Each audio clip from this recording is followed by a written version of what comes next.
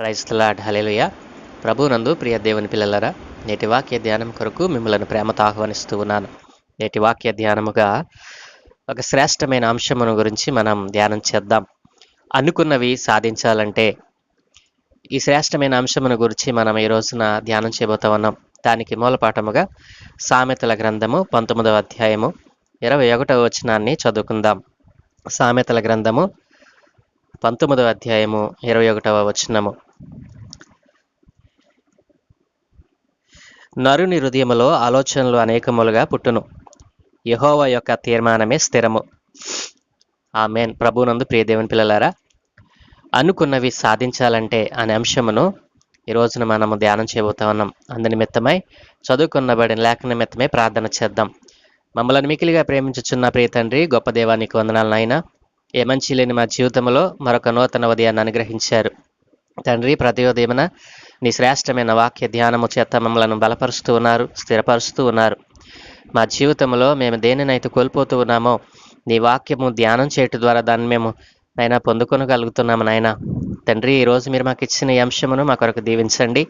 ఘనత మహిమ ప్రభావాలు మీరే పొందుకోమని యేసునామమున ప్రార్థించి వేడుకుంటూ ఉన్నాను తండ్రి. ఆమేన్. ప్రభువునందు ప్రియ దేవుని పిల్లలారా, అనుకున్నవి సాధించాలంటే మరి మనం ఏం చేయాలి? బైబిల్ గ్రంథం ఏం చెప్తా ఉంది? చదువుకొనబడిన లేఖనం మన పరిశీలన చేసినట్లయితే మనిషిని హృదయంలో అనేక ఆలోచనలు పుడతాయి. అన్నీ కూడా అవి మనకు ఉపయోగపడతాయా అంటే ఏవి కూడా అన్నీ మనకు ఉపయోగపడేటువంటివి కావు.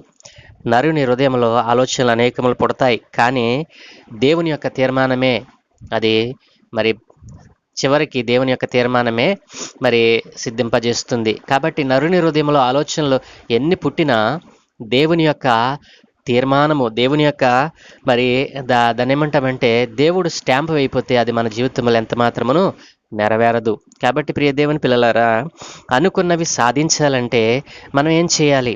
కీర్తన గ్రంథము 20వ అధ్యాయము 4వ వచనంలో దేవుని మాట ఈ రీతిగా వ్రాయబడి ఉంది. దేవుని లేఖనంలో మనం చూసినట్లయితే, నీ కోరికను సిద్ధింపచేసి నీ ఆలోచన యావత్తును సఫలపరుస్తాను అని దేవుడు అంటూ ఉన్నాడు. కాబట్టి ప్రియ దేవుని పిల్లలారా, నీ కోరికను సిద్ధింపచేసి నీ నీ యొక్క ఆలోచన యావత్తును సఫలపరుస్తానని దేవుడు అంటూ ఉన్నాడు.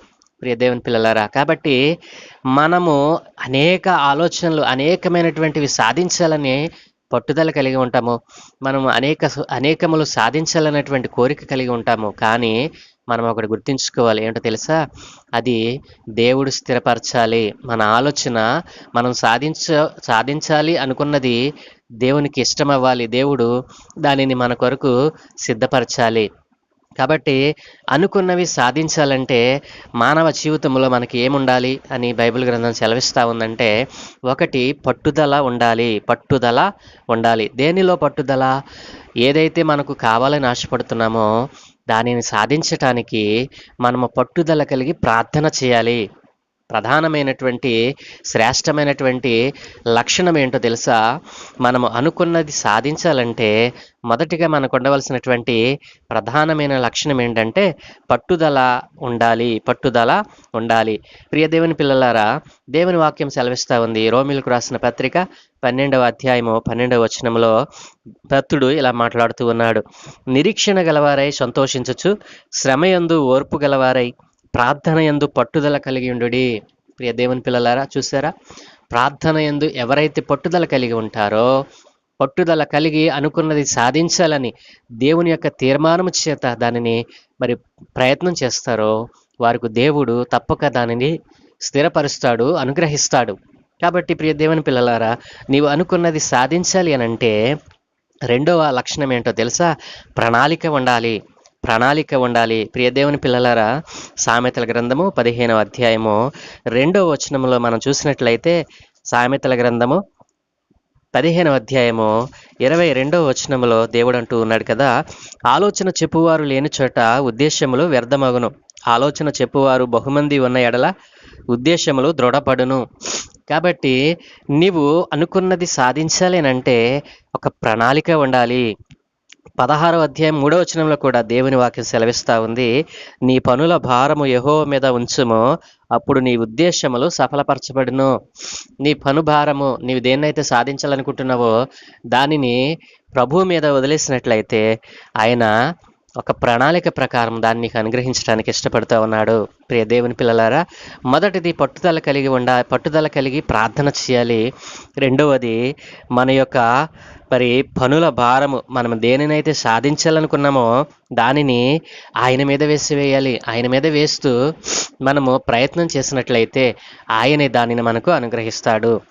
మూడవదిగా మనం చూసినట్లయితే సమయాన్ని సద్వినియోగం చేసుకోవాలి. ఎఫెసీయులకు రాసిన పత్రిక 5వ అధ్యాయము 15-16లో దేవుని వాక్యం సెలవిస్తూ ఉంది. ఇప్పుడైనను మీరు సమయమును సద్వినియోగం చేసుకొనొచ్చు దివారాత్రములు దేవుని యొక్క వాక్యాన్ని ధ్యానం చేసినట్లయితే సమయము చాలా కొంచెముగా ఉంది. సమయము చాలా కొంచెమైపోతా ఉంది. సమయం లేదు. కాబట్టి నువ్వు అనుకున్నది సాధించాలంటే సమయాన్ని సద్వినియోగం చేసుకునేటువంటి మనసు నీకు ఉండాలి అని దేవుని వాక్యం సెలవిస్తోంది. ప్రియ దేవుని పిల్లలారా, అనుకున్నవి నీవు సాధించాలంటే అనేక ఆటంకాలు నీకు వస్తాయి. కానీ నీవు పట్టుదల కలిగి ప్రార్థన చేయాలి. ఒక ప్రణాళిక ప్రకారము దేవుని మీద దానిని పెట్టి నువ్వు ప్రయత్నం చేయాలి. మూడవది సమయాన్ని సరిగా సద్వినియోగం చేసుకోవాలి. ఈ 3 లక్షణాలు నీ జీవితంలో ఉంటే నీవు అనుకున్నది తప్పక దేవుడు నీకు అనుగ్రహిస్తాడు. నీవు అనుకున్నవి సాధించాలంటే ఈ 3 లక్షణాలు నీ జీవితంలో కలిగి ఉండి ఆ దేవాది దేవుని యొక్క కృపకు పాత్రురాలు కావాలని ప్రభు పేర మనవి చేస్తూ ఈ నా మాటలు ముగిస్తూ ఉన్నాను. ప్రార్థన. మమ్మల్ని మికిలిగా ప్రేమించుచున్న ప్రియ తండ్రి, గొప్ప దేవానికి వందనాలనైనా. ఏ మంచి లేని మా జీవితంలో మరొక నూతన ఉదయాన్ని అనుగ్రహించారు. అవును దేవా, మా జీవితంలో అనేకములు మేము సాధించాలని ఆశపడతాం. కానీ దానిని ఎలా సాధించాలో తెలుసుకొనకుండా అజ్ఞానం చేత ఈ రోజున చాలామందినైనా అనేకమైనటువంటి వాటికి తమ యొక్క తెలివితేటలను ఆపాదిస్తూ తమ జ్ఞానాన్ని, తమ బుద్ధిని, వివేచనను వ్యర్థం చేసుకుంటూ ఉన్నారు. నీ జ్ఞానము ఎంత శ్రేష్టమైనదో నీ పరిశుద్ధ గ్రంథములో నుండి నీవు సెలవిచ్చావునైనా. అవును తండ్రి, నైనా మేము అనుకున్నవి సాధించాలేనంటే మేము పట్టుదల కలిగి ప్రార్థన చేసే జీవితం మాలో ఉండాలి అయ్యా. ఒక ప్రణాళిక మాలో ఉండాలి. ఆ ప్రణాళిక ప్రకారము దానిని మీ మీద మేము వదిలిపెట్టినట్లయితే మా పనుల భారము నీ మీద ఉంచినప్పుడు దానిని మాకు అనుగ్రహిస్తానంటున్నావు నాయన. అలాగనే తండ్రి, సమయాన్ని సద్వినియోగం చేసేటువంటి మనస్సు నాయన మాకున్నప్పుడు దాన్ని నీకు అనుగ్రహిస్తానన్నావు. అవును తండ్రి, ఈ 3 లక్షణాలు కలిగి ఎవరైతే తాము అనుకున్నది కావాలని ప్రయత్నం చేస్తూ ఉన్నారో, పట్టుదల కలిగి ప్రణాళిక కలిగి సమయాన్ని సద్వినియోగం చేసుకుంటే ఎవరైతే ప్రయత్నం చేస్తున్నారో తండ్రి, వారి జీవితంలో వారు ఊహించని గొప్ప మేలులతో, గొప్ప కార్యములతో వారి జీవితాన్ని నింపమని ఈ రోజున నీ సత్యమైన వాక్యమును పెడచెవిన పెడుతూ నీ రాజ్య వారసులుగా మారకుండానైనా ఈ లోకంలో ఉన్న ప్రతిదానికి మహిమను ఆపాదిస్తూ చెడిపోతున్నటువంటి నా ప్రియ సహోదరులను మీ చేతులకు అప్పగిస్తా ఉన్నాను. వారందరినీ మీ చేతులకు అప్పగిస్తూ ఉన్నాను నాయన. వారి ఆత్మను రక్షించండి.